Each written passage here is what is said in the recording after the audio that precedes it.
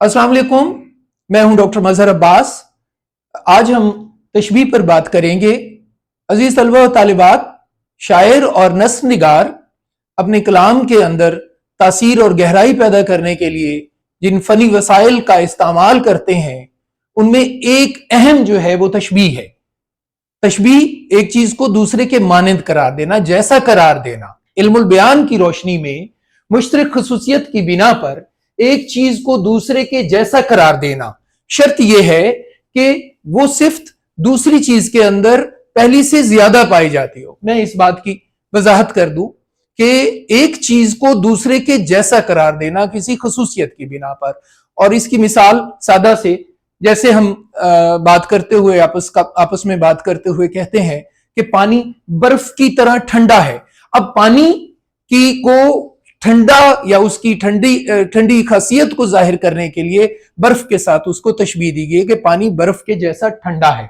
और इसी तरह हम कहते हैं कि जैसे कोई तेज दौड़ने वाले के लिए कहते हैं कि ये तो घोड़े की तरह दौड़ता है। जैसे हम कहते हैं कि ये असलम घोड़े की तरह दौड़ता है, तो घोड़ा चूंकि बहुत तेज दौड़ता है और घोड़े की दौड़ने की जो सिफत है वो किसी भी इंसान से ज्यादा होती है, इसीलिए हम किसी भी बच्चे को या किसी शख्स को या किसी नाम को, जैसे मैंने यहाँ पर मिसाल में असलम का नाम दिया कि असलम घोड़े की तरह दौड़ता है, तो हमने उसको तेज रफ्तारी को मिसाल दे दी घोड़े की रफ्तार के साथ। अब हम इसकी तशबीह की शेरी मिसालों की तरफ आते हैं। ये वो अशार हैं जो मैंने आपकी सहूलत के पेश नज़र आसान और आम फहम, जो ज्यादातर बच्चों को याद करने में आसानी होती है, तो वो मैंने यहाँ पर लिखे हैं। पहला शेर आप सब जानते भी होंगे कि नाज की उसके लब की क्या कहिए, पंखड़ी एक गुलाब की सी है। अब नाज की उसके लब की क्या कहिए, यानी महबूब के होंठों की उसने तारीफ करते हुए उसके मिसाल दी है या उसको तशबीह दी है गुलाब की पंखड़ी के साथ। क्यों दी है? ये बहुत अहम सवाल है कि गुलाब की पंखड़ी बहुत नाजुक होती है, महबूब के होंठ भी नाजुक होते हैं। गुलाब की पंखड़ी पिंक और गुलाबी रंग की होती है, महबूब के होंठ भी सुर्ख और गुलाबी रंग के होते हैं। और एक और बारीक सी चीज है कि आप गुलाब की पंखड़ी के अंदर देखिए तो उसमें झरिया फिरोज उसमें मौजूद होते हैं, और महबूब के होंठ के अंदर भी एक लेयर्स की एक, तो ये कुछ खुसूसियात हैं जो एक भी हो सकती है या एक से ज्यादा भी हो सकती है, जिसकी वजह से एक चीज को दूसरे के साथ मिसाल दी जाती है। जैसे मैंने आपको अभी 3 मिसालें मैंने दी हैं कि पंखड़ी के अंदर क्या खुसूसियत है, और उस खुसूसियत को उसने अपने महबूब के होंठों के साथ जो है वो उसको तशबीह दी है। इसी तरह दूसरे शेर की तरफ आते हैं। जिंदगी है या कोई तूफान है, हम तो इस जीने के हाथों मर चले। अब यहाँ इस शेर के अंदर शायर ने बुनियादी तौर पर तो जिंदगी के मसाइब को उजागर किया है, लेकिन उसने तूफान के साथ जिंदगी को तशबीह दी है कि जिस तरह तूफान हर चीज को तहबाला कर देता है, इसी तरह जिंदगी भी इंसान को तहबाला कर देती है, उसकी मुश्किलात, उसके मसाइब। तो उसने तूफान के साथ जिंदगी को तशबीह दी है। बिल्कुल इसी तरह ये तीसरे शेर की तरफ आते हैं। शमा की मानिंद हम इस बज़्म में चश्मे तर आए थे दामने तर गए।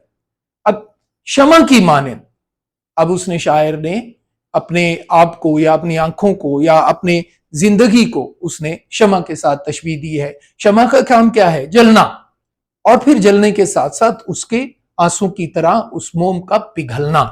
तो उस पिघलने के उस अमल के साथ शायर ने अपने आप को तशबीह दी है कि ये जिंदगी के अंदर हम रोते हुए आए और जिंदगी के मसाइब के साथ ही पिघलते भी रहे और साथ साथ रोते भी रहे। सो उसने यहाँ पर शमा के साथ अपने आप को तशबीह दी है। तो ये 3 मिसालें ऐसी हैं जिसके जरिए मैंने आपको ये समझाया है कि एक चीज को दूसरे के जरिए, दूसरे के साथ कैसे शायर ने तशबीह दी है।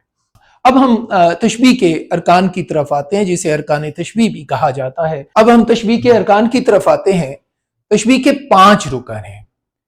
पहला मुशब्बा, दूसरा मुशब्बा बे, तीसरा वजह शुबा, चौथा हरफ तशबीह और 5वां गर्ज तशबीह।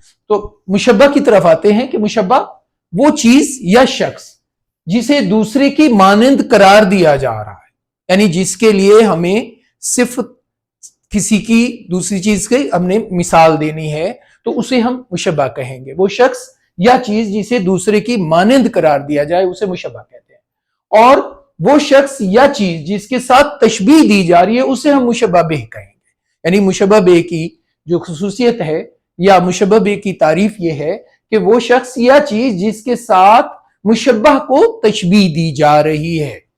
اور تیسری جو ہے وہ ہے وجہ تشبیہ، کہ آخر کیا وجہ ہے کہ ہم ایک چیز کو دوسرے کے مانند قرار دے رہے ہیں. تو وہ مشترک، وہ جو صفت ہے جو مشبہ اور مشبہ بہ دونوں میں پائی جاتی ہے، اس کو وجہ تشبیہ کہتے ہیں.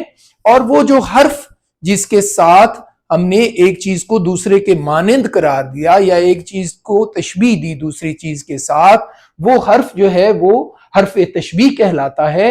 اور اس کے بعد آخری پانچواں رکن جو ہے وہ ہے غرض تشبیہ، کہ آخر تشبیہ دی کیوں جا رہی ہے. تو وہ صفت یا خصوصیت جسے اجاگر کرنا مقصود ہے وہ غرض تشبیہ کہلاتے ہیں. یہ 5 اراکین تشبیہ کے ہیں. اب ان کی ہم ذرا مثالیں ایک ایک کر کے ہم ان کی مثالیں، ہم یہ جو دیے گئے اشعار ہیں ان میں سے ہم اس کو واضح کریں گے. مثلا مشبہ میں ہم جو پہلا شعر ہے اس میں ہم دیکھیں گے کہ نازکی اس کے لب کی کیا کہیے، پنکھڑی گلاب کی سی ہے. تو یہاں پر مشبہ جیسے کہ کہا کہ وہ چیز جس کی خصوصیت کو ہم نے اجاگر کرنا ہے، تو اس کے لیے جیسے نازکی اس کی لب کی کیا کہی ہے، پنکھڑی گلاب کی سی ہے. یہاں پر بنیادی طور پر محبوب کے ہونٹوں کی خصوصیت کو بیان کرنا مقصود ہے، یا اس کی خصوصیت کو اجاگر یا اس کے حسن کو اجاگر کرنا مقصود ہے.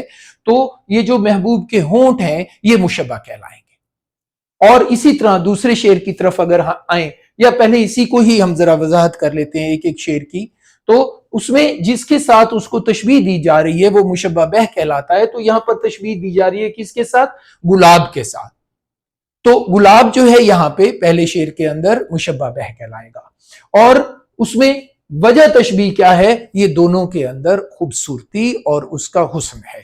یہ دونوں کے اندر چونکہ یہ مشترکہ وجہ ہے اسی لیے یہ کیا کہلائے گا؟ یہ وجہ تشبیہ کہلائے گا.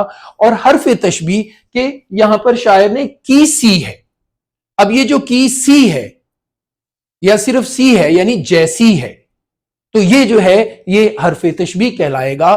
اور غرض تشبیہ وہ آپ کو جیسے پتہ ہی ہے کہ محبوب کے حسن یا اس کے ہونٹوں کی تعریف کرنا مقصود ہے. تو یہ پہلے شعر کے اندر ہم نے نکالی ہے. بالکل اسی طرح ہم اب دوسرے شعر کی طرف آتے ہیں. زندگی ہے یا کوئی طوفان ہے. بنیادی طور پر زندگی کے مصائب کو اجاگر کرنے کے لیے اسے طوفان کے ساتھ تشبیہ دی گئی ہے. تو یہاں پر زندگی جو ہے وہ مشبہ ہے اور طوفان اس میں مشبہ بہ ہے.